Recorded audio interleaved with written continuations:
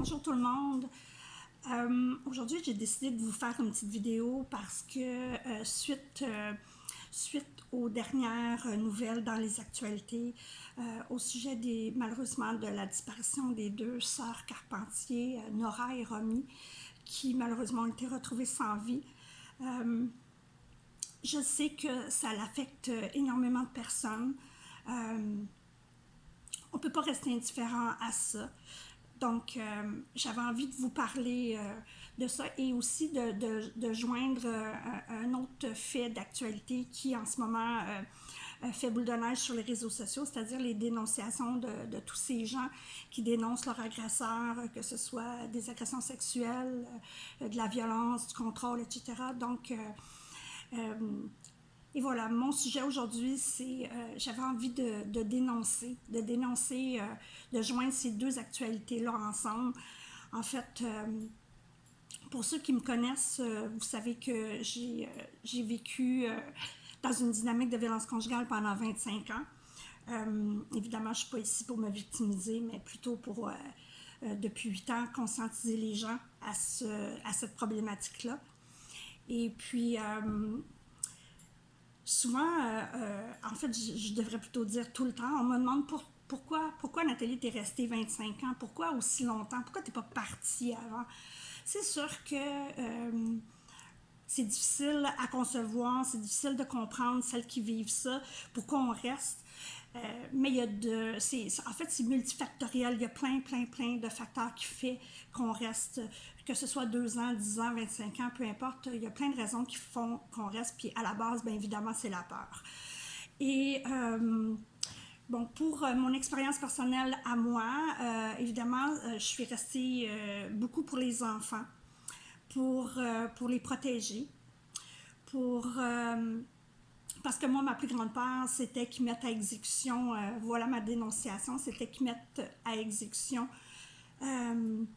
ces intentions avec lesquelles ils me faisaient chanter régulièrement, en me disant ben, sont où tes chaînes, tu veux t'en aller, ben va-t'en, je te retiens pas, mais c'est à toi de voir si tu as envie de faire la une du journal de Montréal demain matin.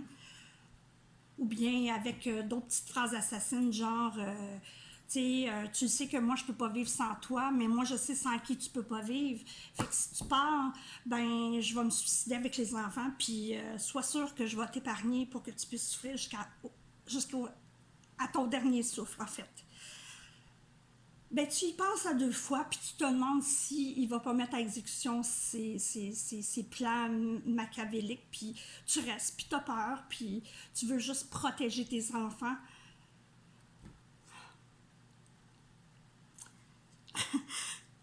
À ton propre détriment, en fait. Donc,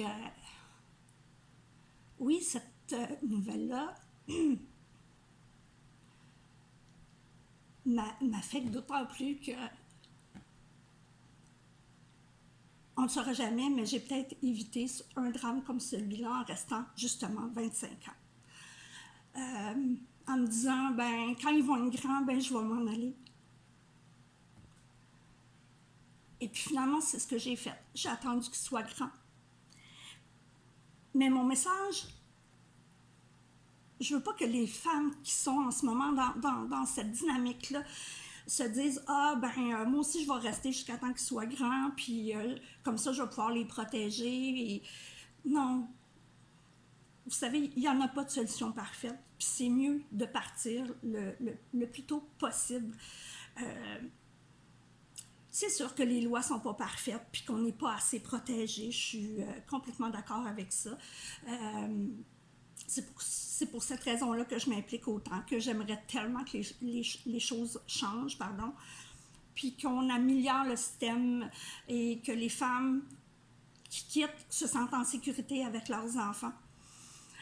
Bon, évidemment, il n'y en a pas de solution parfaite. Si je serais restée si je serais partie, pardon, quand les enfants étaient petits, bien évidemment, ils n'auraient pas grandi dans cette dynamique-là, dans cette violence verbale, psychologique, dans cette tension de contrôle permanente à tous les jours, d'être en train de marcher sur des œufs pour éviter tout nouveau conflit, toute nouvelle confrontation. De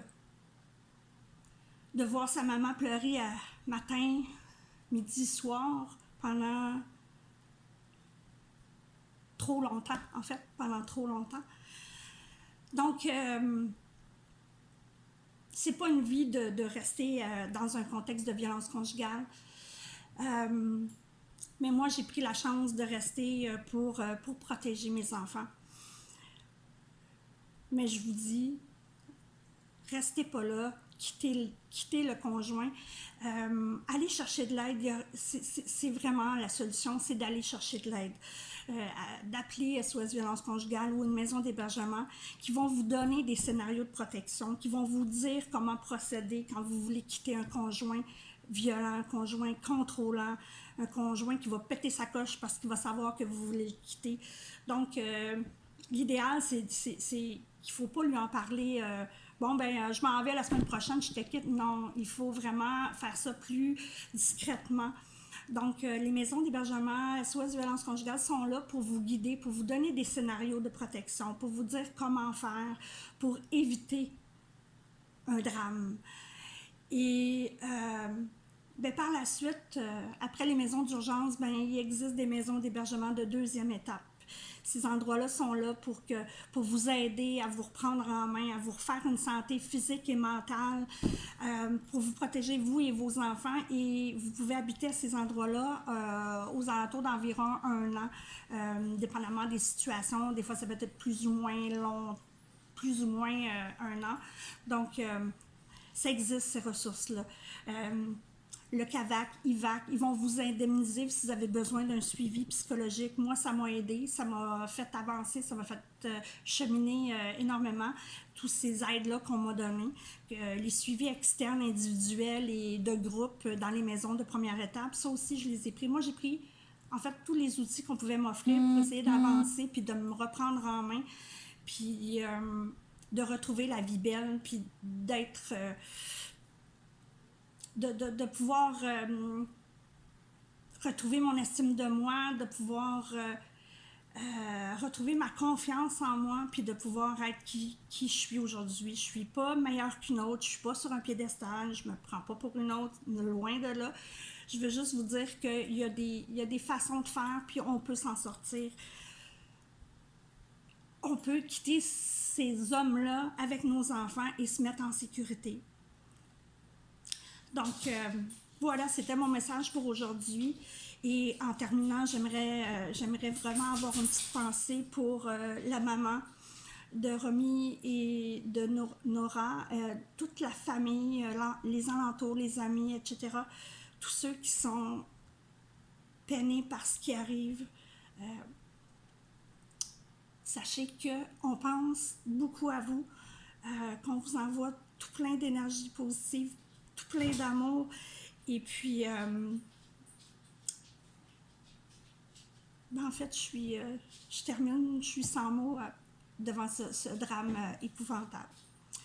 Donc, si vous êtes d'accord, partagez ma vidéo. Ça pourrait peut-être aider quelqu'un. Merci.